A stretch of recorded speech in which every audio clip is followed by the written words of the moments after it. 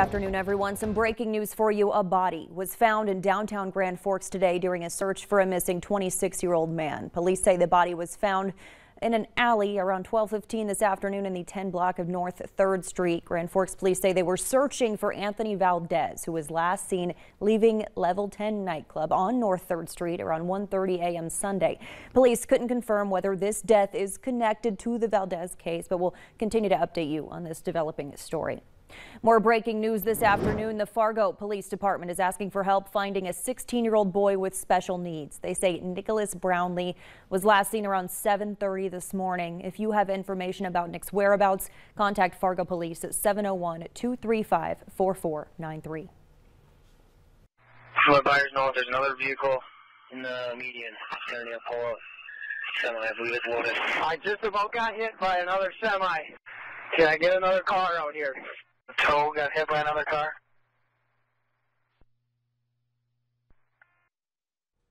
Tricky travel for many today, especially in the Northern Valley. Chief Meteorologist Hutch Johnson has a first look at our forecast. Hutch?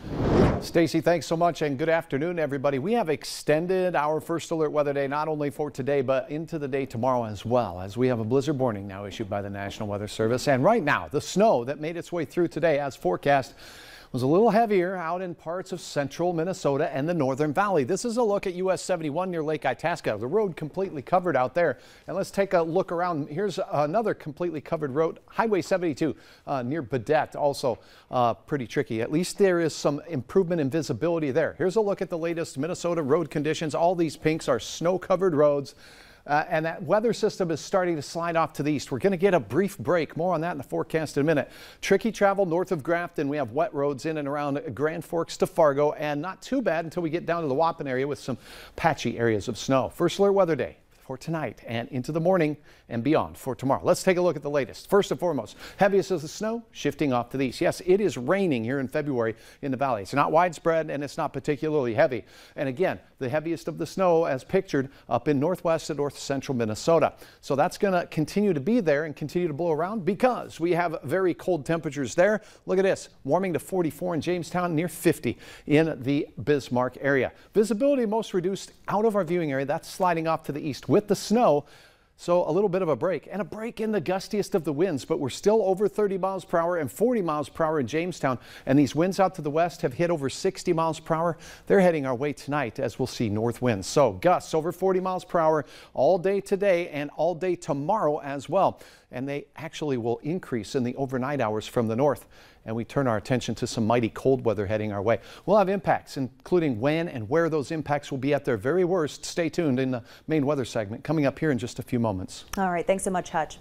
Breaking news at the northern border. Authorities say a demonstration involving a large number of vehicles and farm equipment is blocking the Emerson port of entry. That's the border crossing on I-29 from Pembina into Emerson, Manitoba. Manitoba RCMP posted on social media a short time ago that no traffic is getting through either northbound or southbound, and the port of entry is shut down. We have a Valley News Live crew on the way, and we'll provide updates here on air on Valley News Live and on our free VNL News app. Meanwhile, there's concern this could start happening in even more cities, and some fear Super Bowl Sunday could turn into a super crush of semis as these trucker protests over COVID vaccine mandates in Canada may soon be rolling into Los Angeles. Natalie Brand has that story and how the protests north of the border could impact you at home. Preparations for Super Bowl Sunday in Los Angeles now include a DHS warning of a potential convoy of truckers, similar to the one that's prompted a state of emergency in Ottawa, Canada. DHS Secretary Alejandro Mayorkas spoke exclusively to CBS News' Carter Evans. Once they intervene in other people's freedoms and liberties, it becomes a more complicated landscape, but we're working with law enforcement to address any eventuality. The Department of Homeland Security says it's received reports that the truckers could potentially begin in LA this Sunday and travel cross-country, possibly reaching Washington, D.C. as early as March 1st, the date President Biden delivers the State of the Union address. DHS has warned police agencies while there are currently no indications of planned violence the potential exists to severely disrupt transportation and federal government operations. The White House says it's watching the trucker protests in Canada very closely as they've blockaded a bridge into Detroit, impacting a supply chain already in crisis. The Ambassador Bridge is Canada's busiest link to the United States and accounts for about 25% of trade between the two countries. Auto manufacturers on both sides of the border say they're experiencing production disruptions at their plants. The economic and social harm that these protests are having here in Windsor, in Ottawa, and across Canada is quite significant. Michigan Governor Gretchen Whitmer is calling on Canada to immediately reopen the bridge, saying the blockade is having a significant impact on Michigan's working families who are just trying to do their jobs. It's hitting paychecks and production lines. That is unacceptable. Natalie Brand, CBS News, the White House. Canada is America's largest trading partner, and the auto industry is a key component of the American economy, accounting for about 3% of the nation's gross domestic product. New for you at 4, multiple fire crews responded to an RV on fire in South Fargo today. That call came in just after 1 p.m. to a home just west of University Drive and south of 16th Street. The battalion chief tells us the home has been vacant for years. The burning RV, though, was found in the driveway. They say someone started the RV and about 10 minutes later realized it was on fire. No word yet on the extent of damages, but firefighters say it's not as bad as it could have been thanks to the metal siding on the house. If you're planning a trip to the cities this weekend for Valentine's Day, officials have issued an update to the COVID policies. Minneapolis and St. Paul are ending their stricter COVID regulations following a downward trend in case numbers and hospital admissions. Restaurants are no longer required to ask you to show proof of COVID-19 vaccination or a negative test. Masks will still be required indoors, and businesses may enforce their own vaccine or testing requirements. There could be some good news coming for Minnesota frontline workers. Yesterday, a House committee forwarded a bill to pay bonuses to healthcare workers and others whose jobs were deemed essential during the pandemic and they couldn't work from home. The $1 billion proposal would send $1,500 bonuses to about 667,000 workers, including those in healthcare, long-term care, emergency services, schools, childcare, hospitality, and retail.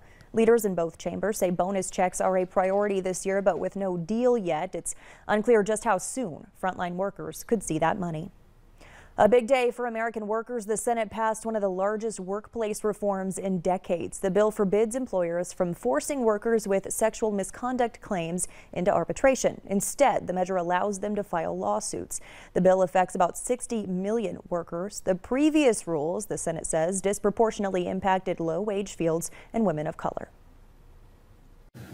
The House has acted, the Senate has acted, and we are sending bipartisan forced arbitration reform to the President's desk. It's a momentous reform bill, and one that is painfully overdue. All of us have heard the searing testimonies of those who have faced harassment or abuse at work, only to discover their jobs offered precious little in accountability. That bill now goes to President Biden for his signature. The measure was first introduced in 2017 amid the Me Too movement. Lawmakers are trying to avoid a government shutdown this month. The House passed a bill last night to extend funding through March 18th.